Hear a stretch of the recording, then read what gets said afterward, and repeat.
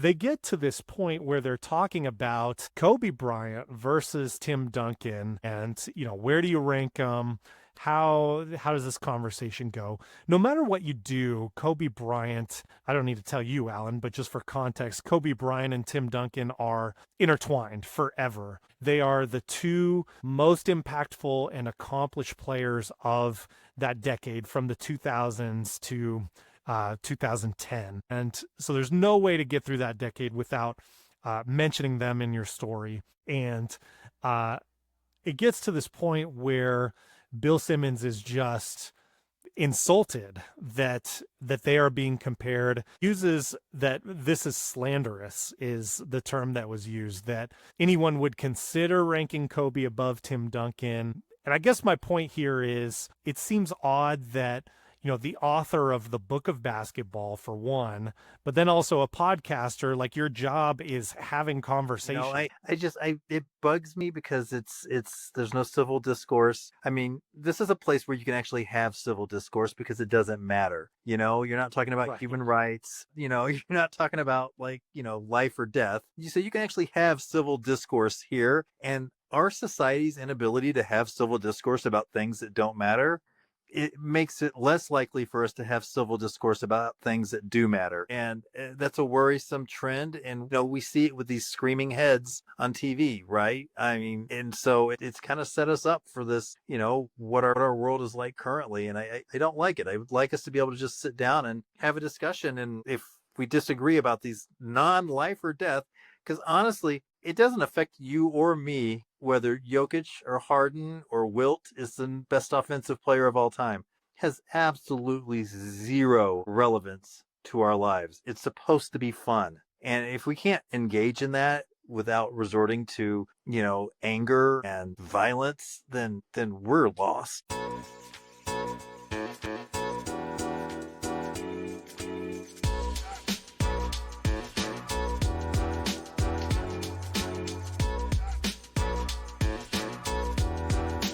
No shortage of things happening in the basketball world and otherwise. So we're going to cover a lot of that today. Before we do, just really quickly, want to give a shout out to new listeners and subscribers, and also those of you who have been with us for years on this show. Really appreciate your support. We've had a lot of comments coming in with our recent Allie Clifton interview that you can check out on our channel, covering the Lakers and some of the things going on there. We'll talk about the Lakers a little bit today, I imagine.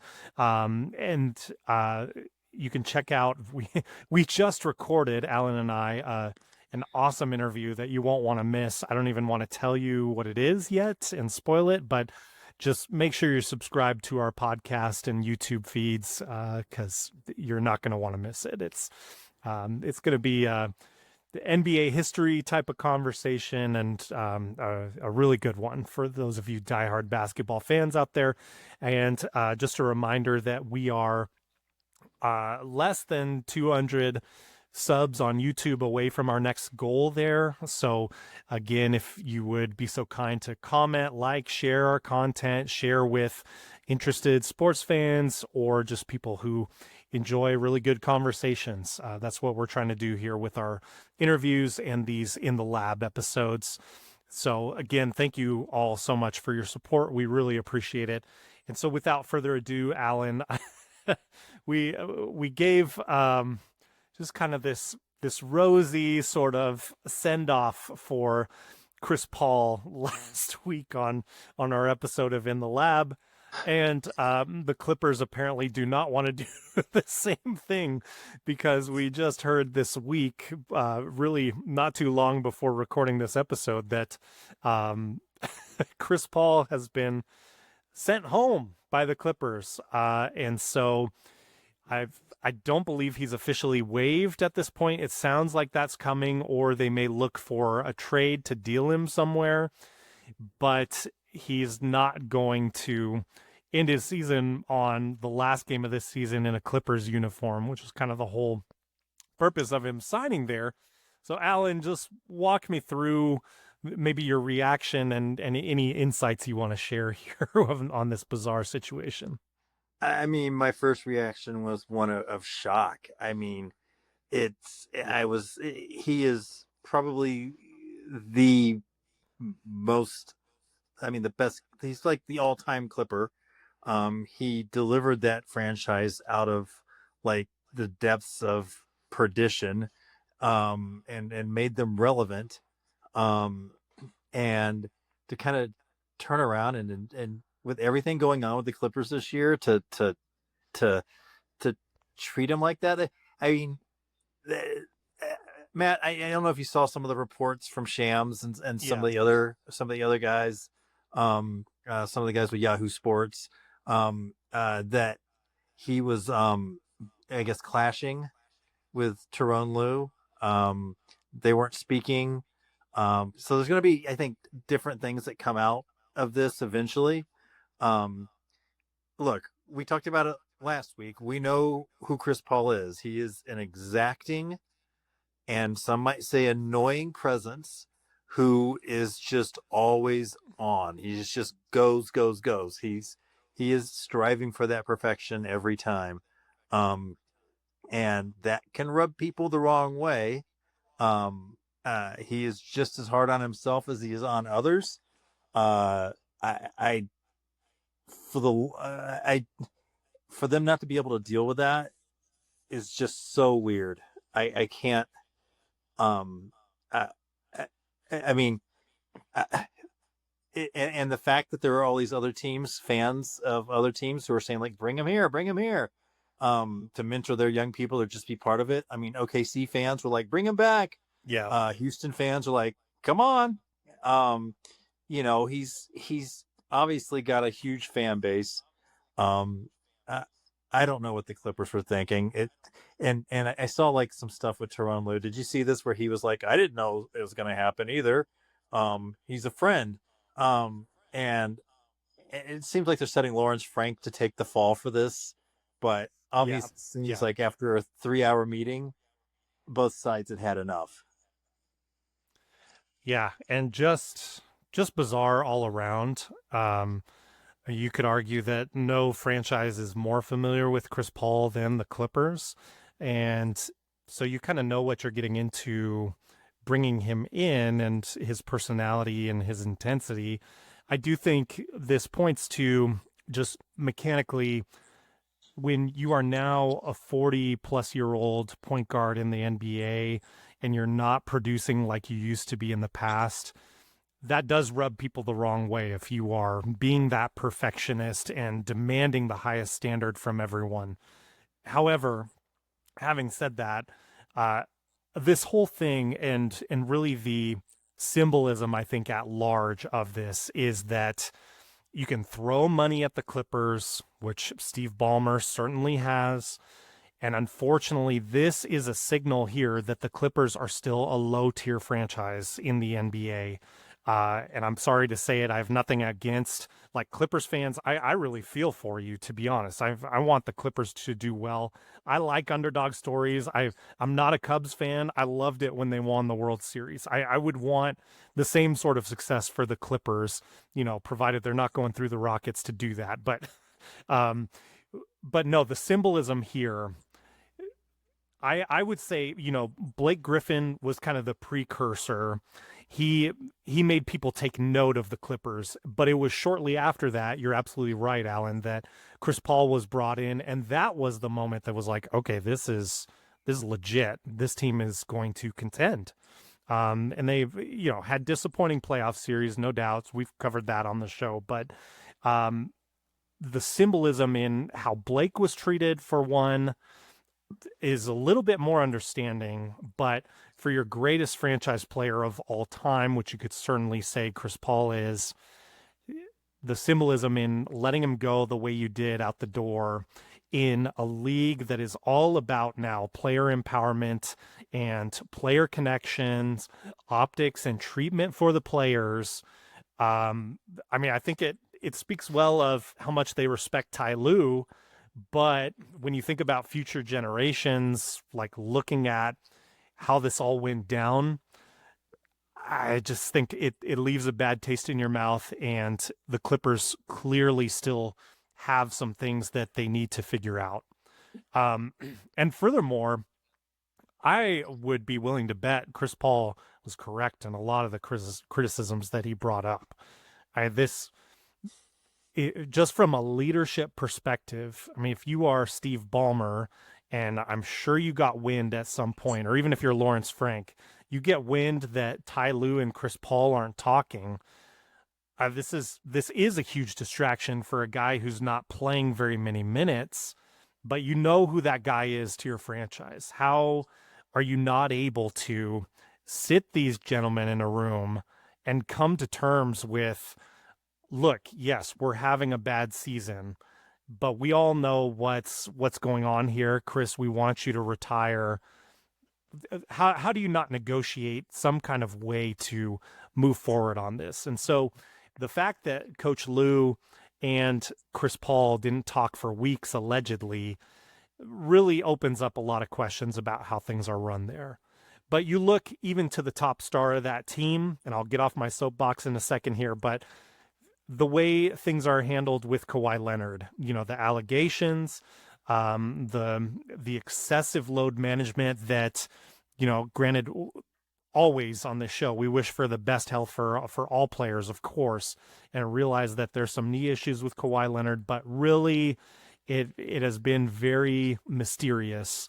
And there are a lot of questions about how serious is the nature of injury really, or, is there extra load management happening that's really necessary or not? And I just don't know enough to be able to say definitively. Nobody really does, except Kawhi, his medical team, and the very, very few people he chooses to let in on that information. But when that is what's happening at the top for so long, it seems like, honestly, Allan, and I want to turn it to you for any other thoughts, but James Harden in this situation seems to be one of the most level heads in the room, from what I've seen since he's gotten to the Clippers, which is a little bit of a change. Yeah, I mean, Harden's having a great season. Some of his recent comments, though, did really sound similar to his comments that he made during his last days in Houston. I need to check on those then. So to me, it feels like we might be getting close to kind of the Harden trade request. Yeah, that franchise is in shambles. If I were the Clippers, if I were Ballmer, I would reboot from bottom to top. I wouldn't. I would just. They don't really have any prospects. They don't have any draft picks. They've made ill-fated trades. They've treated their. I mean, I want to turn it back to you, Matt, because I want to ask this question, because this is, I think, an important question for a player who's going to be in the Hall of Fame in a few years. First ballot Hall of Famer, Chris Paul. What team does he go in under? I think we all assumed it'd be the Clippers, but after this, are the Hornets on the on the docket? Is Houston or Phoenix? Phoenix. He went to the finals of Phoenix. What team does he go into the Hall of Fame with? Honestly, if I were advising him, I would recommend. I know this isn't great, but retire now. This will be water under the bridge eventually, and I think it's meaningful to a lot of people. And I think to Chris Paul as well, to retire his jersey as a Clipper, I think is super meaningful, because there were a lot of brief stops in other places. But when we look back and think about Chris Paul and his time in the NBA, I think we all, or I would say the majority of people, like, unless you're diehard fans of certain teams, I think the mainstream sees him wearing that Clippers uniform. So I think you just acknowledge that, and hey, it's been a great run. He didn't have much time on the court in LA. I can't imagine he would get much time elsewhere, unless there's a mentorship opportunity that's really jumping out to him. Even then, you're going to be able to coach or be on the sidelines if you want to, as we discussed last week. So I would hang it up as a Clipper, but Do you see any case for any other team or a different perspective on that? Like if he's adamant about playing out this season? I'm not sure that any of the teams that could use his mentorship have a roster spot for him, at least right now. I mean, Mm, I would love for like Reed Shepherd with the Rockets to be able to spend some time with Chris Paul. They've got a pretty similar game in some ways. But the Rockets can't do anything until later in the season. Because I think they can only afford a prorated veteran salary. Picking up somebody like in March. And that's just not enough time. That's just disrespectful to Chris mm, Paul at that point. I, I just don't think uh, there's just not a place really for him. I mean, he could go to another losing team and write it out, but it doesn't seem right. It doesn't seem worth it. Um, if you're gonna do totally that, just agree. go as a coach. Totally agree. And I think even if he doesn't want to coach, even if he wants to be more like a consultant, like people go to Hakeem Olajuwon for post moves, for like point guard training. Really, I mean, Chris Paul, there's a case to be made. He's one of the last true point guards to ever do it. He will have a lot of value if he wants to act as like a consultant type of role in that anyway. So he could get plenty of time with Reed Shepherd in the offseason if he and the Rockets want to do that. So those opportunities will be there aplenty for him. I would just send a heartfelt message to the fans, just say how important he feels despite everything, that he retires as a Clipper, and just kind of take the high road there for one thing. And I think in the heat of the moment right now, people will blast that sort of long-term thinking, but I really think that is the classy move and the move uh, that will look the best when you're 10 years from now looking back on all this. Yeah, I could So, see that. Yeah, yeah. I mean, I just don't know that that's him. I could see him wanting to go to a team just to get playing time and then just to beat the Clippers, knock them out of the playoff running. That's his personality. But I do think that maybe now's just the time to be like, okay, I tried to yep, work it out. yep. And that's certainly his prerogative. But we'll go from that train wreck of a franchise right now, the Clippers. Gosh, and the whole thing this season, and why I predicted them where they were, is they have all those veterans too. But anyway, we'll go to the other end, a team that is maybe the most dominant regular season team we'll ever see. But, we're a quarter of the way through the season, so I'll pump the brakes on that. But right now, Allan, I'm sure you've noticed, but a lot of people haven't noticed, the Thunder are 21-1, and Jalen Williams just recently returned to the lineup, so he's back. So they're getting back up close to full strength here, and you could argue, I mean, if they have good health the rest of the season, then really that first stretch of the year was the toughest stretch for them. I've seen a lot of the time it's now getting common, the way Steph Curry was sitting for fourth quarters for the Warriors when they had their dominant run. SGA is starting to do that for the Thunder. There are several fourth quarters he has not played in because the team hasn't really needed him to do that. So why chance it? Allan, just general thoughts about OKC and any insight as to why people just aren't really talking about it all that much. Yeah, it's weird because I don't know that people realize 74 is in play. Yeah. 74 is in play. Um, this team is dominant. They are well coached. You could split this team in half and still have two playoff teams. Um, uh, they're fun. They're great to watch. Their defense is strong. I think their offense is going to get even better as J Dub kind of works himself back in. Um, and they're set for the future. I mean, here's the thing, right? These guys are going to be the number one team this year, and they have an unprotected first round LA Clippers, best of Clippers and I think Houston, um, and Phoenix. I think. Anyway, it's they're gonna get possibly like a top 3 pick based on how the Clippers season is going, Yeah. from that ill-fated Paul George trade. Sam Presti is an absolute amazing uh, GM. I think some people kind of made fun of him for always collecting draft picks, but it's kind of allowed him to continue to just draft and have people ready to come in and replace people coming off of rookie contracts while he has his big three locked up. And then everybody else can just come in and kind of cycle through lower cost contracts, and then they'll go off to whatever else they're gonna do whenever they choose to do so. Um, it's amazing.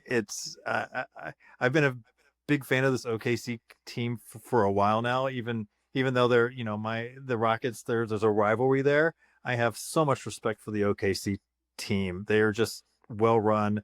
I think they're pretty much what all the teams are aspiring to now. I don't know why people aren't talking about them, Matt.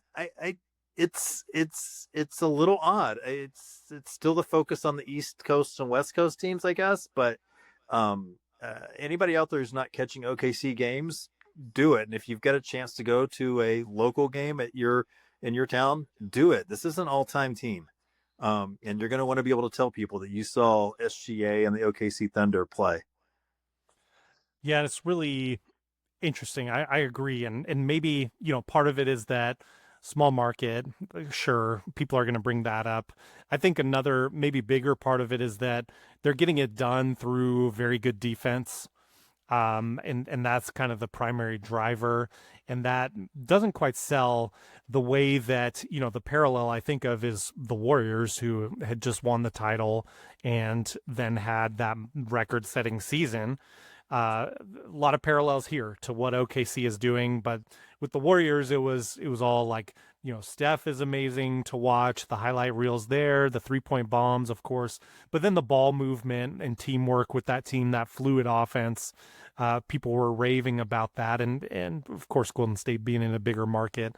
But it is interesting, and I do wonder why they aren't talked about more. I think there is kind of maybe some sort of dread from the media or just reluctance to accept that we may all just be waiting around for OKC to repeat this year, and that may happen easier this year than it did last year, now that they're coming into it with possibly more health and then certainly more playoff experience. So I'm curious to see how it plays out, but it is interesting because 21-1 is just a amazing start. And like you said, they haven't even done it at full strength. They're able to rest players now. They're at that pinnacle level where, yeah, we can beat you even getting our guys tons of rest while doing it. So we'll see how it goes. I do think the West playoffs are still going to be very interesting, though. As we've talked about all season so far, while the season is young, Houston and Denver look to be real threats to that, and really looking forward to seeing those matchups if they happen. Go for it, Allan.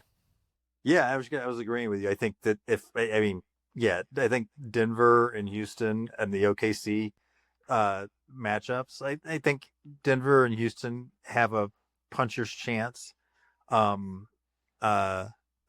Just because I think both teams are kind of designed to go at OKC. So it'll be interesting to watch. Absolutely. So with that, and maybe it's no surprise that OKC is at the top of the West to start the season, but there have been a lot of other surprises. And so I just kind of wanted to, now that again we're at that quarter season mark, just wanted to pick your brain, just a team or two that's really standing out, and we can trade. I have two that I definitely want to talk about, but we can trade back and forth here. Just give me a team either in a disappointing sense or in a surprising sense, a team that's surprising you right now a quarter of the way through the season. Yeah, one that's surprising me, and it goes along with in a disappointing way, and it goes along with one that surprised me in a good way, and I think it's probably one of your teams. But one that's disappointing me are the Cleveland Cavaliers. This is a good one. They were hot last year. They were the best team in the East. They were, you know, they're this offensive juggernaut. And this year, I mean, I know they've had some injury issues with Garland and you know, they just haven't. They've not looked good. And I'm gonna say this because there was a lot of debate: Jalen Green or Evan Mobley, Jalen Green or Evan Mobley. And I think right now I'm like both are kind of just who they are. You know, one's a streaky shooter who can shoot you out of a game, but also win games for you, and the other one is as a top-notch defensive player. Maybe more on the Jaren Jackson Jr. side, but pretty limited offensively.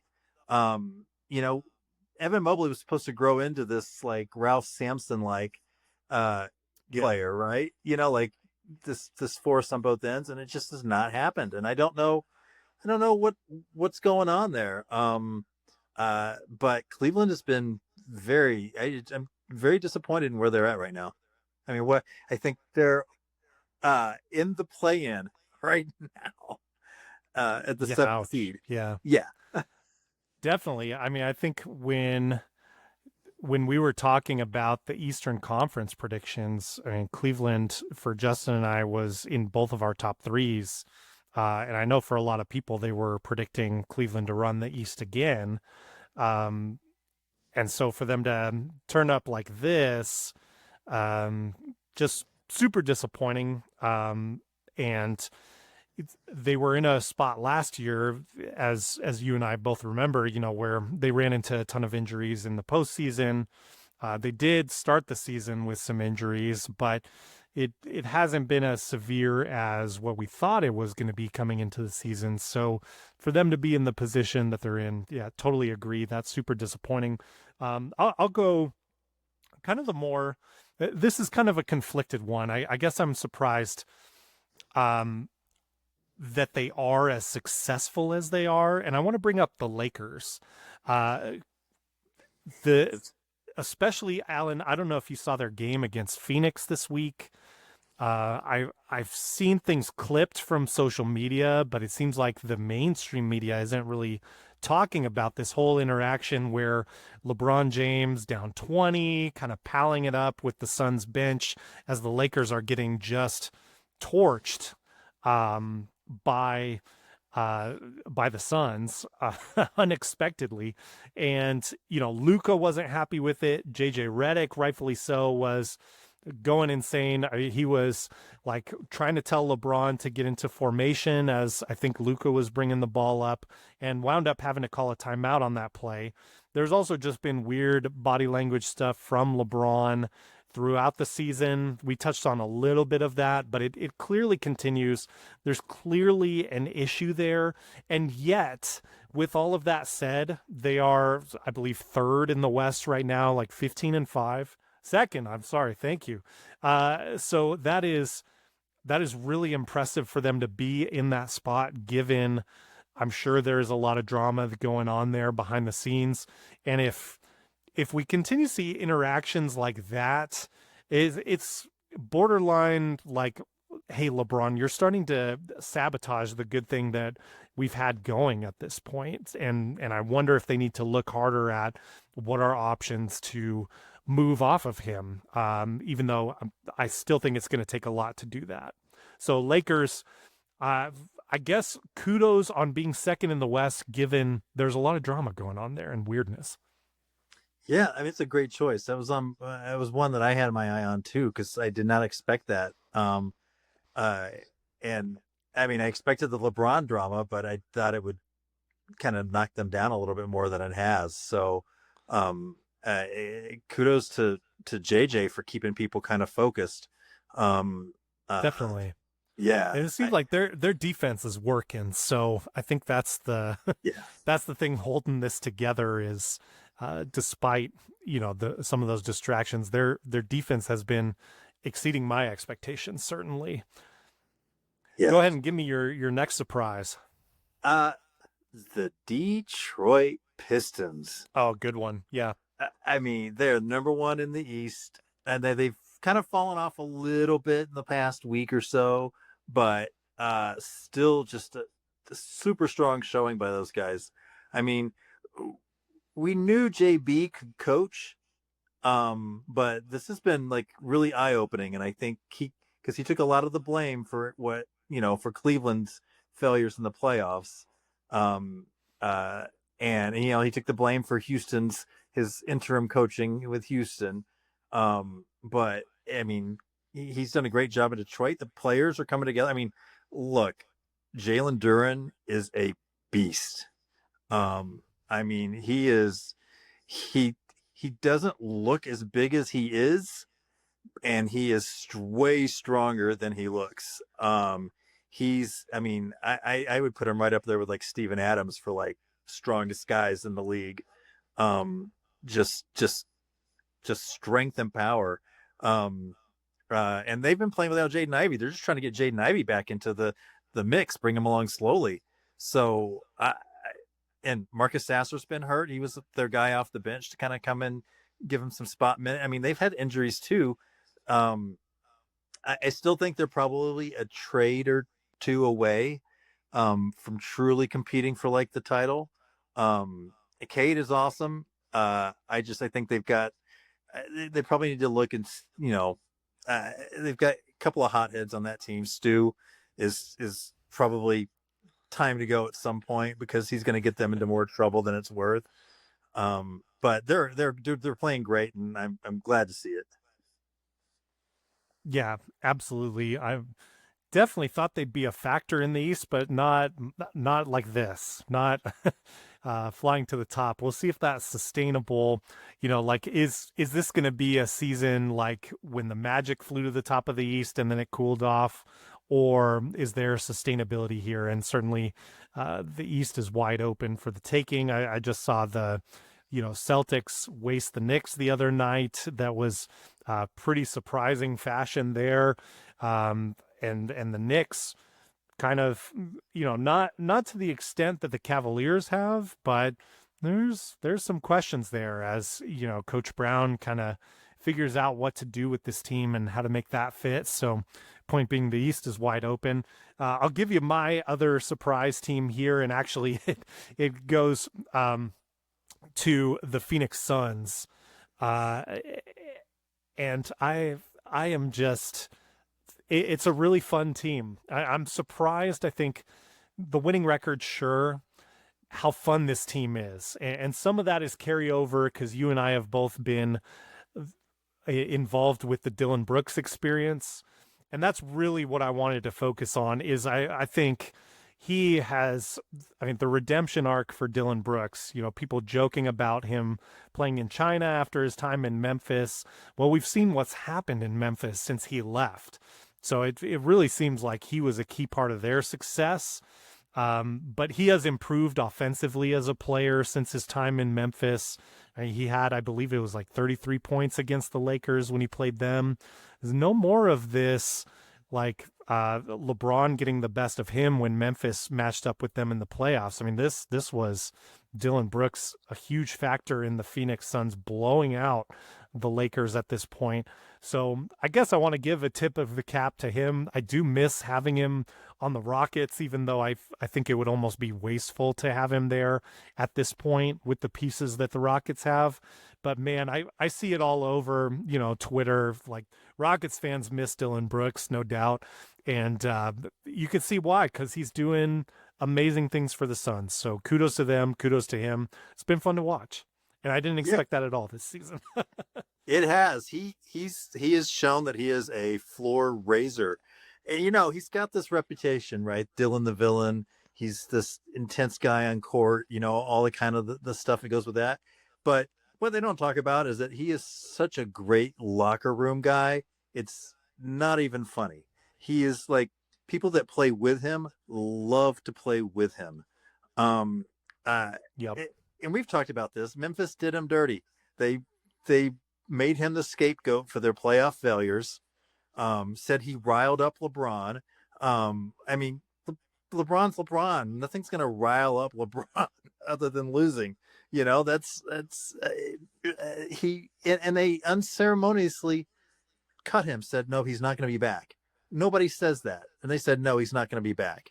I it, so yeah, kudos to Dillon. He was great in Houston. We'd love to have him back. Um, he's doing great in Phoenix. They are playing really well. Jordan Ott's doing a good job there too. They're you know got some kind of strange pieces. It's still not the best constructed team. Jalen Green's only played one game and like 2 minutes of another. So we'll see what he eventually can bring to him once he's back from his hamstring tear. Um, I, they're going to be a threat. They're not a junk team, so then that's kudos to Dillon. I wanted to talk about another one of my surprises. Yeah. Toronto Raptors. Good one. Yeah. Right? I mean, they on paper, it looks like a team that should be in the bottom of the East. I think we all thought they would be in the bottom of the East. But they play great defense. I don't know if you've caught a lot of their games, but I like watching them because I like their broadcast crew. I think Jack Armstrong is really good there. My kids were like, "Oh my God, he sounds like Mike Wazowski from Monsters Inc." And I can't unhear it now. But they're a great crew. I like that crew. They talk about the other teams. They're very knowledgeable about this. They're not a homer crew at all. And the Jamal Shed. I'm going to gush about Jamal a little bit.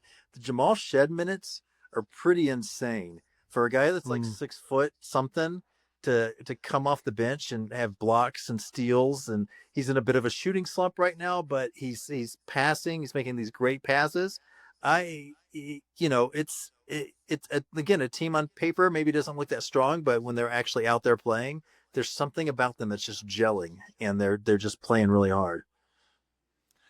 Yeah, that is definitely a huge surprise because I'd have to go back and look, but I believe I had them outside of the play-in.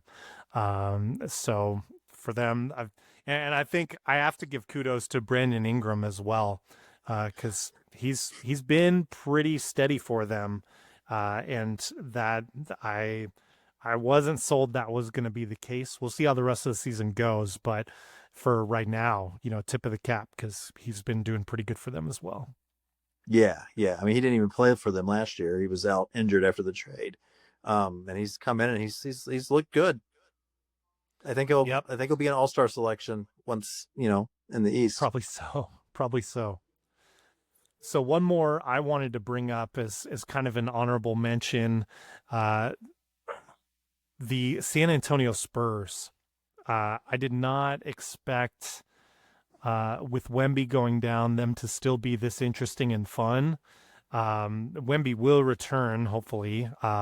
So the fact that they've just been able to kind of bridge the gap so well and still be really kind of an interesting watch has been good to see. So San Antonio Spurs, I'll add that in as well. That's more of a short-term one. Yeah, I mean, not only Wemby, but Stephon Castle's been hurt too, and they're still winning. True. I mean, look, the Luke Cornett signing has turned into like a godsend for them. He's been absolutely fantastic for them. Dylan he's a rookie, but he's been showing some flashes. They're just getting it from different players every game. It's a very San Antonio kind of thing to do. Definitely. Any other honorable mentions you wanted to bring up before we go into the next topic? I'll just briefly say the Memphis Grizzlies have been really bad. Yeah, they don't look like they know what they're doing. The rotations have been weird. The players don't seem like they're involved at all. That's a team I think is possibly just going to get worse as the season goes on. Yeah, maybe they need to trade Ja Morant for Dillon Brooks. How crazy would that be? No, yeah, well said. Was expecting to be disappointed by them, but I think they've fallen under the low bar that I had set for them anyway, with how it's played out thus far. And just kind of unfortunate too when you see, maybe like some leveling down from Ja Morant and his capabilities. Like hopefully we get the more flashy, exciting Ja Morant, but we'll see what happens there. Um, so next, quick, I just wanted to bring up the sort of the trade mill and some things that could be big pieces moved, either at the deadline or maybe sooner with the way reports are going. And I guess let's start with the obvious one that's been out there for a little bit longer, and that's with Anthony Davis. There was a point in time, and it may still be the case, where Cooper Flagg had already ascended above number of games played for the Mavericks, because unfortunately Anthony Davis has had a lot of injury problems, which is going to be one of the narratives around his career, unfortunately. Mark Cuban kind of had iterated that no, we're not, like, now that he's working with the Mavericks more, no, we're not going to be trading Anthony Davis, but there have been more and more rumors circulating. And so I guess my question is this, Allan, do you see Anthony Davis getting traded if you have to look into your crystal ball? And then what is a situation that maybe makes the most sense, like a team that's willing to gamble given the injury baggage and that you probably are still going to have to give up something useful to get him? Yeah, I guess it all just depends on where Nico Harrison ends up. Because defense wins championships. There we go. So I think they're going to try to trade him. I don't think the return's going to be that great. I think by this time, he is an absolute game changer when healthy, against lesser competition. But he's not healthy, and I think it's funny because I think the zeitgeist has him going to Chicago, which I think would be just hilarious. I think Justin his head would explode. But that's probably one of the teams dumb enough to kind of give Dallas something decent, like draft picks, because they're going to want first round draft picks for him. And I think some smart team is going to get Kyrie as well. And even if he doesn't play for them this year, just as like a future kind of, a next year kind of piece. Similar to like the Rockets trading for an injured Steven Adams, who didn't play at all the first year he was traded to Houston, and then kind of working himself back into shape last year. I think there'll be a smart team because I think Kai's price will probably be pretty low, as far as draft picks go. You'll still have to match salary and all that sort of stuff, especially for Dallas because of where they are with the salary cap. I think it's hard to make trades of big players because of salary cap, because of aprons. But I think Dallas has got to do something to kind of to move forward and get some draft capital back, and to move past this Nico Harrison era. Yeah, and they're definitely a team that if they keep it as is, you just kind of get on that, treadmill of mediocrity, so to speak. It's almost better to just have that fire sale and reboot it if there's not faith in this team anymore, which there's a lot of reason to not have faith in it at this point. So, let the Cooper Flagg ownership begin, and let that era begin. Get some young assets in there while he's still young and honing his skills, and then be ready for the next steps. Makes a lot of sense. Wouldn't surprise me if we see Dallas active at the trade deadline or maybe even sooner. Same sort of question to you, Allan, about Giannis. There are rumors this week that, once again, Giannis is unhappy. There was a loss this week that seemed to kind of like trigger that anger and frustration with the franchise. And then scary moment with Giannis, and I haven't seen word yet. It looked like there was some sort of potential Achilles, hopefully not tear, but maybe some sort of strain or something that happened in the game just last night. So, of course, assuming Giannis is healthy, um, do you how do you feel about Milwaukee? And they've given so much in what they did with the Dame contract, and taking on that cap to try to sort of extend being able to contend a little bit longer, and the Miles Turner signing, of course, and all that. But is this another situation where it's time to move forward? And if it is, where should Giannis end up? Yeah, I mean, first I did see that it's a calf strain. He's Oh, probably out thank about goodness, 4 weeks, not a is tear. what they're saying. Not a tear, out about 4 weeks. He'll be reevaluated. I the thing about this is that you see all the trade stuff come through. Where can he go? What teams would go for him? I think, I mean, Milwaukee needs to probably just get what they can at this point and try to get some young players or uh, draft capital back. I've I've just seen when you trade uh, a superstar and you try to get win now players back, it generally does not work out. Um, uh, Yeah. you end up in a treadmill of mediocrity for a little while. Um, so it's draft capital and young players who have potential is the way to go. That's a Sam Presti move, right? You trade Paul George for 4 first rounders plus this rookie point guard, um, SGA, and see what happens with them. Uh, um, I, man, I want to ask you because I saw ESPN ran this trade for Houston with Giannis, and it was Hmm. Alperen Şengün for Giannis. I mean, do you think Houston even entertains that? No, I would say over my dead body. And I love Giannis. I'm a big fan.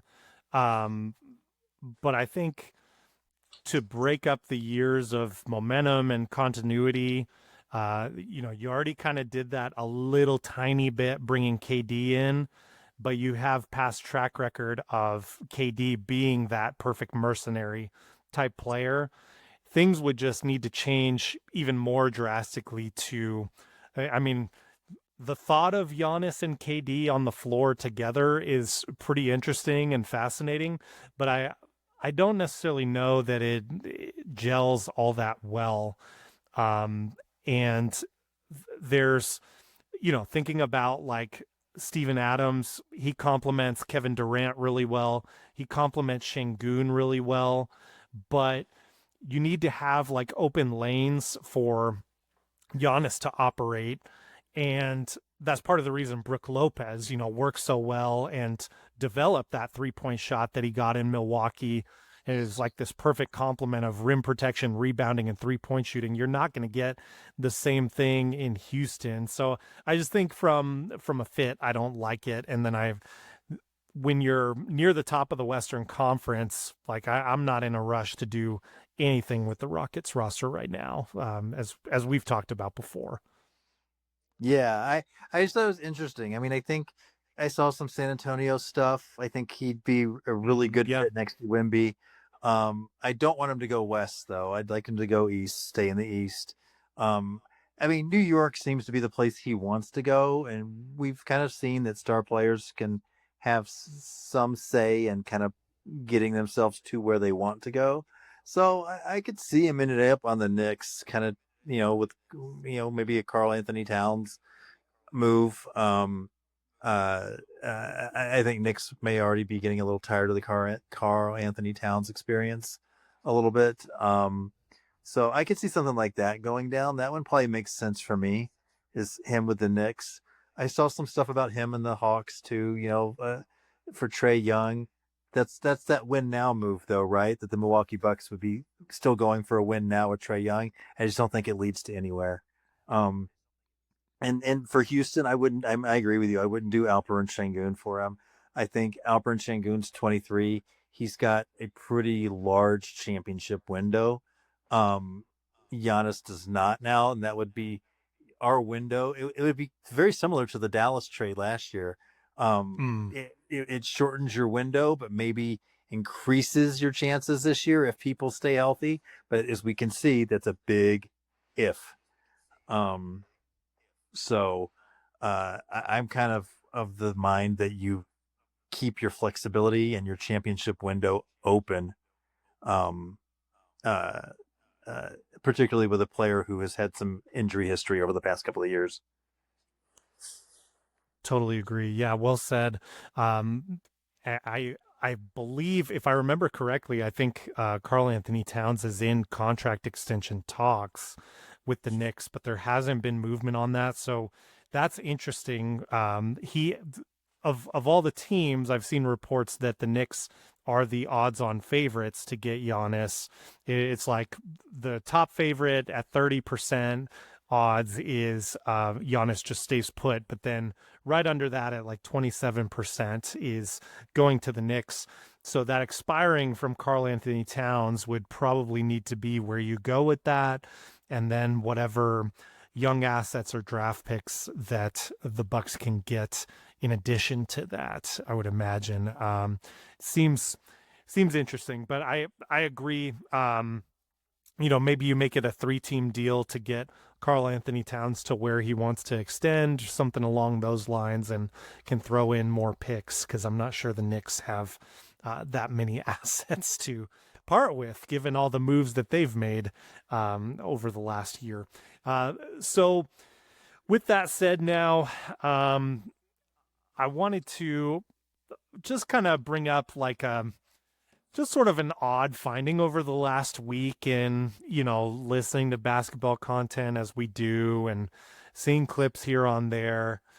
There's been some bizarre takes thrown out this week, and it's by people I like, so I'm not really trying to put anyone on blast or anything like that. It's more just, I don't know if we're dealing with, quarter season boredom already at this point, now that we're in the thick of the season, or what the deal is. But there was an interesting conversation where Zach Lowe had Stan Van Gundy on his podcast, and Stan Van Gundy was already willing to say, like, yeah, Jokic may be the greatest of all time, but then more definitively kind of put a stamp on Jokic is the greatest offensive player of all time. And Allan, I'll tell you, I mean, I love Jokic. He probably is my favorite basketball player personally. Unfortunately, he'll probably never be a Rocket, but I love Jokic. I have deep love for him. For me, I understand the ridiculous stats he's putting up, but I feel like we need a little bit more processing time before. I mean, he's not even in the twilight of his career. He's still very much a threat to win titles.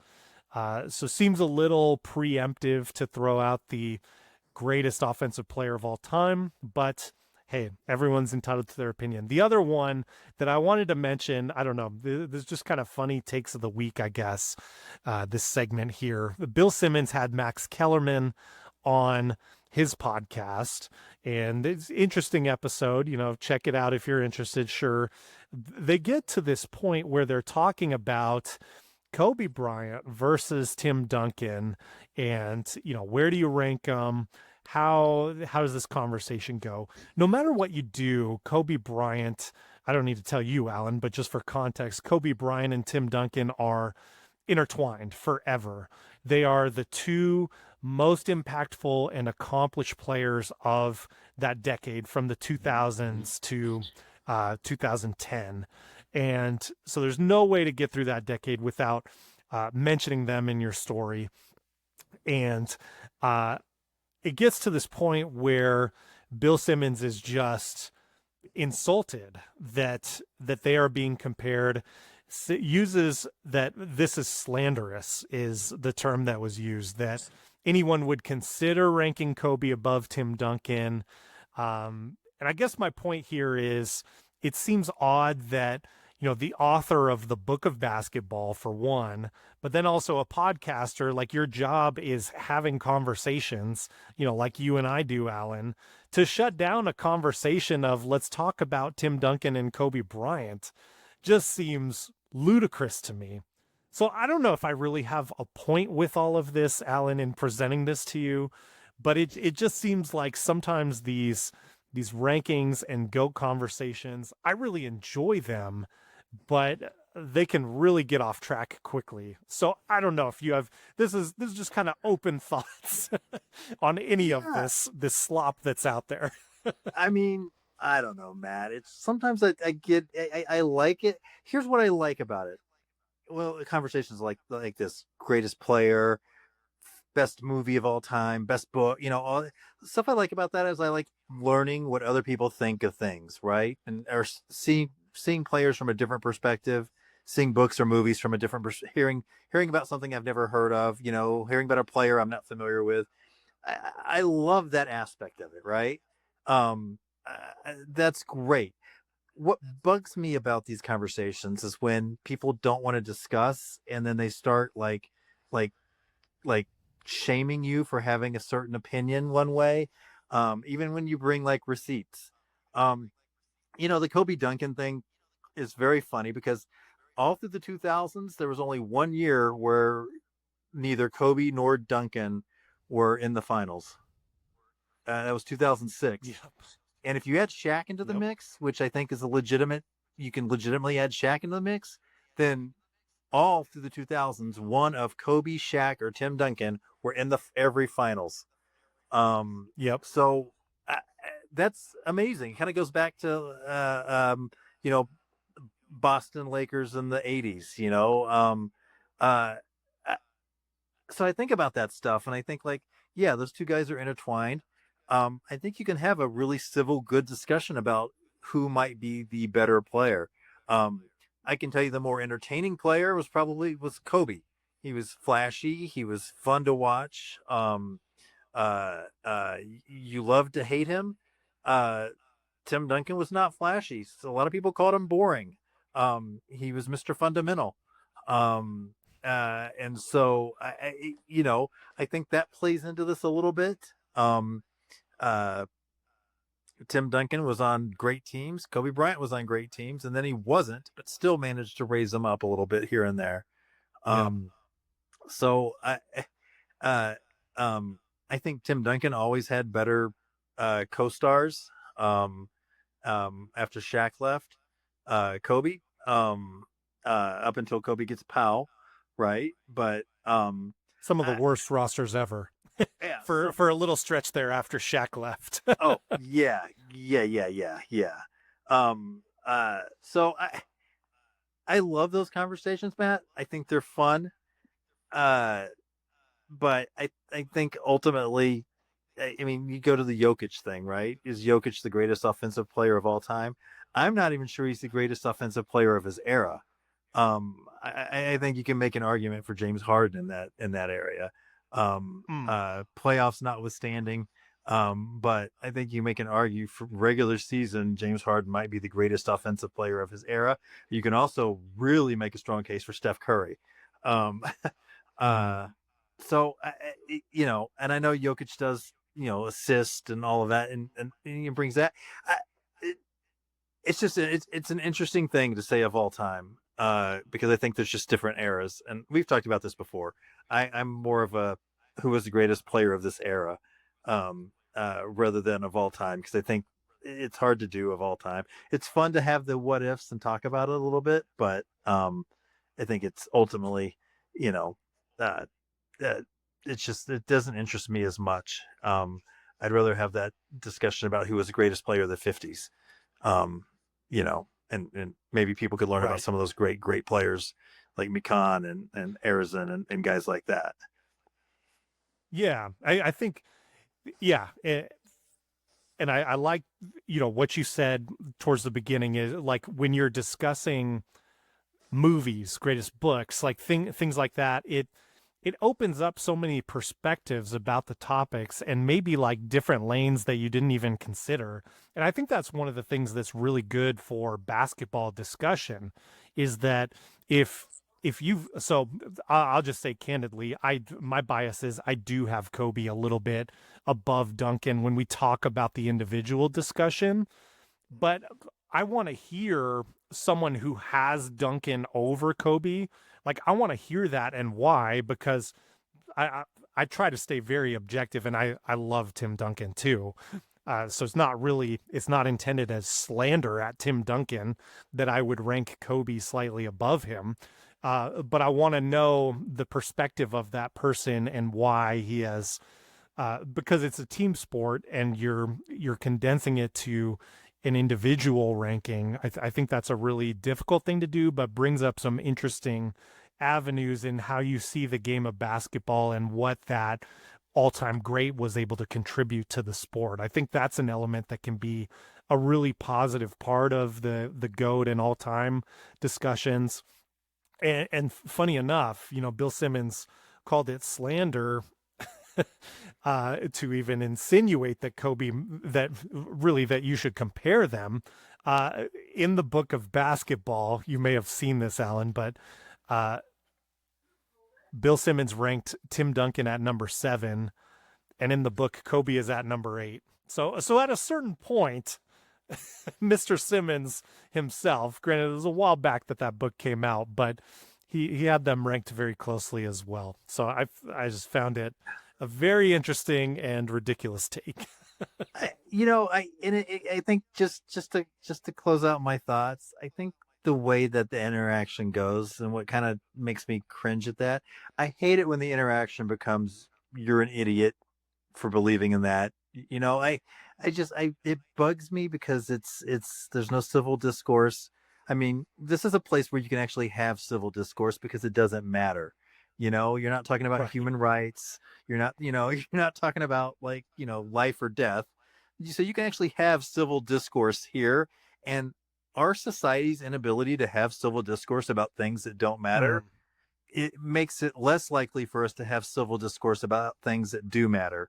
And that's a worrisome trend. And, we see it with these screaming heads on TV, right? I mean, and so it's kind of set us up for this, what our world is like currently. And I don't like it. I would like us to be able to just sit down and have a discussion. And if we disagree about these non-life or death, because honestly, it doesn't affect you or me whether Jokic or Harden or Wilt is the best offensive player of all time. Has absolutely zero relevance to our lives. It's supposed to be fun. And if we can't engage in that without resorting to, anger and violence, then we're lost. So very well said, and I think we will end it there in the lab with that thought. Yeah, very well said, Allan. Always a pleasure to you, the listener and viewer. Thank you so much for sticking through with us on these topics, and we would love it if you let us know your thoughts on these topics in the comments or otherwise. You can also find us on Twitter and other social media sites, wherever you're doing social media. So get at us at Hoopsology Pod. Let us know your thoughts about Clippers treatment of Chris Paul. Let us know, are we just sitting here waiting around for OKC to repeat as champions? Let us know your surprise teams. Did they line up with ours? Are you impressed by Dillon Brooks the way that we are? And where are Giannis and AD going to go? All that and more. We'd love to know your thoughts. So thank you again for supporting and watching the show. For Allan Munzler, I'm Matt Thomas. We will see you next time on In the Lab. Peace out.